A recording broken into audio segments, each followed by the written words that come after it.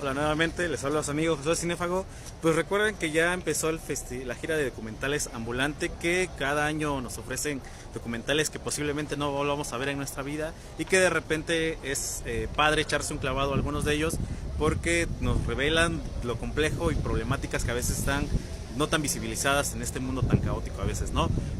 Aprovechamos que estábamos aquí en el cine pues para ver uno que se llama Panama Papers, que es un caso periodístico que también sonó en México, creo que en el 2006, 2007 más o menos, 16, 17, perdón, y que tiene que ver con estos paraísos fiscales que ocupan no solamente la gente rica de varios países, sino también políticos y figuras públicas como deportistas o artistas, para no pagar impuestos y técnicamente amasar mucha más fortuna, y si no es que hasta lavar dinero, como lo hacen algunas otras personalidades que son como narcotraficantes, ¿no? Y que eso lleva a su vez,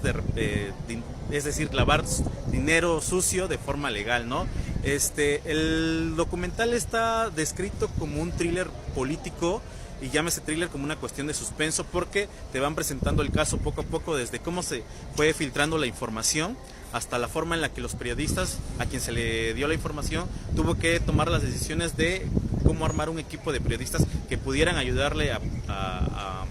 darle una forma a la información y rescatar casos que se pudieran publicar en la prensa y que de alguna otra manera pues tuvieran alguna repercusión, ¿no? Y que la tuvieron además. Entonces pues la cuestión sí va a generar, el documental va generando cierto suspenso, pues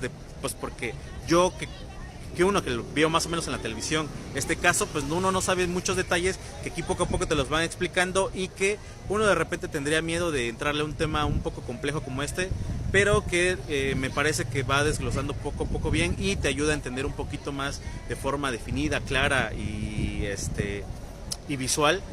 todo lo complejo que era este asunto de los Panama Papers, pero también la forma en la que los periodistas lograron discernir todo ese montón de información, porque eran 1,5 TB de información, o más o menos así, o sea, calculando que era un montón de información entre archivos, videos, correos, etcétera, ¿no? Y cómo te enseñan cómo desarrollar un software para que lograran entender estas redes, de cómo una persona estaba vinculada con otra empresa fantasma y luego esa empresa tenía vinculado a otras tres, un software que te ayudaba a entender visualmente cuáles eran las triangulaciones que hacían estos personajes pues para poder lavar dinero, o que lavan dinero. Sin embargo, creo que también algo que rescata mucho este documental es pues la forma arbitraria en la que personajes políticos, figuras públicas gastan,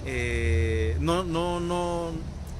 justifican impuestos, cuando al ciudadano promedio como ustedes, como yo, pues pagamos impuestos todos los días, y quien ha tenido que hacer una declaración al SAT se dará cuenta de pues que tienes que llevar muy bien tu contabilidad pues para que te cobren la menor cantidad de impuestos, pero siempre te están cobrando impuestos. Y de repente gente que tiene un montón de fortuna, o políticos que de repente ponen a empresas a nombres de familiares, hacen toda esta triangulación de cosas pues para pagar la menor cantidad de dinero, lo cual hace que la brecha de desigualdad se vaya asentando cada vez más, ¿no? Y el mismo documental lo dice, o sea, los bancos son benévolos con personas ricas porque les dan tratos exclusivos de poder evitar gastos fiscales, y de repente el banco pues es donde, como el ciudadano común, pues es donde te cobran por no usar la tarjeta, por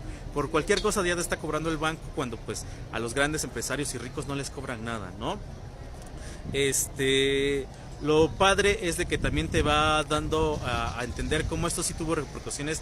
en países como Finlandia, por ejemplo, o en Reino Unido, donde los primeros ministros tuvieron que aceptar ciertos este uso de corrupción de paraísos fiscales, y que en su momento tuvieron que dimitir, y cómo también tuvo repercusiones en países como Argentina o Brasil, y cómo también tuvo que influir en la caída de ciertos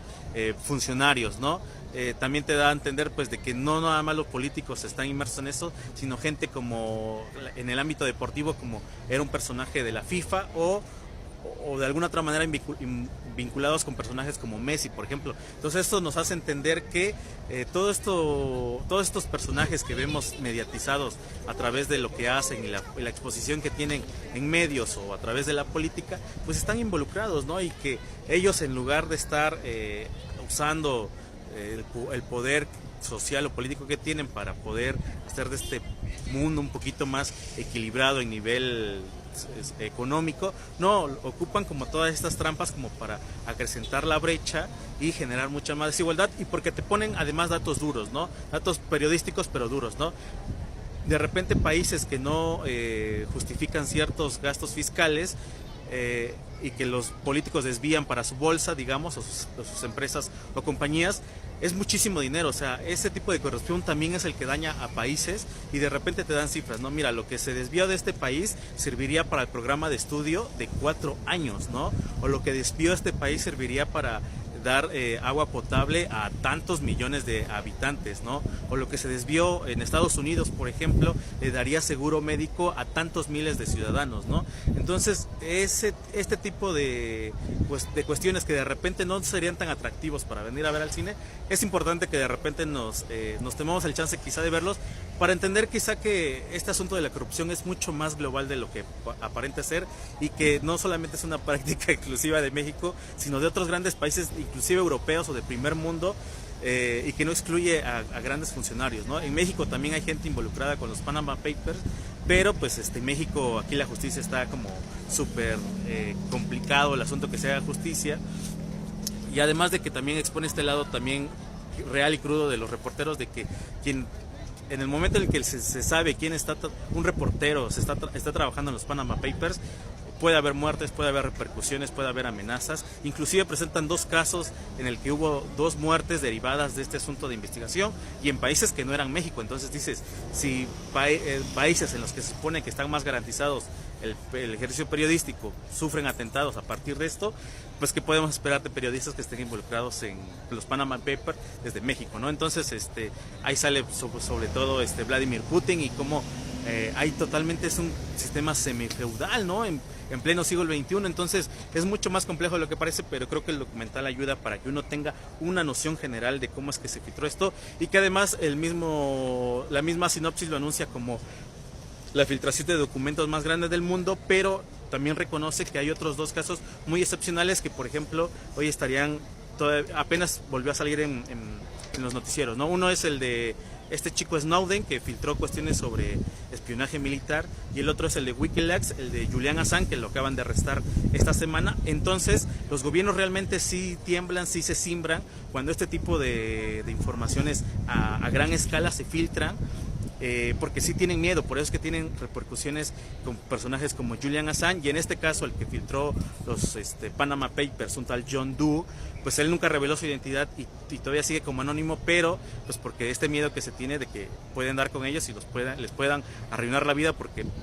lamentablemente es lo que pasa con gente que trata de confrontar la verdad. Quisimos hacer primeras imprecisiones de este documental. Hemos visto varios de Ambulante, pero lamentablemente solamente tienen únicas funciones. Los Panama Papers se vuelven a presentar el martes de la otra semana. Aquí nada más está en Cinépolis en función de las 7 horas, me parece, de las 7 de la noche. Entonces, pues si les interesa más o menos como este tema, gente de periodismo, por ejemplo, les va a interesar súper bastante. Gente de comunicación también les puede interesar. Y como también nos comentaba también Manuelito, oye, eso me interesa, y yo le contesté, mira, esto nos debería interesar a todos, porque al final de cuentas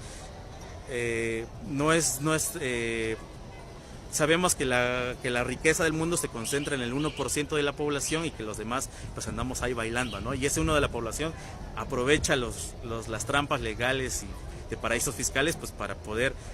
garantizar su fortuna, ¿no?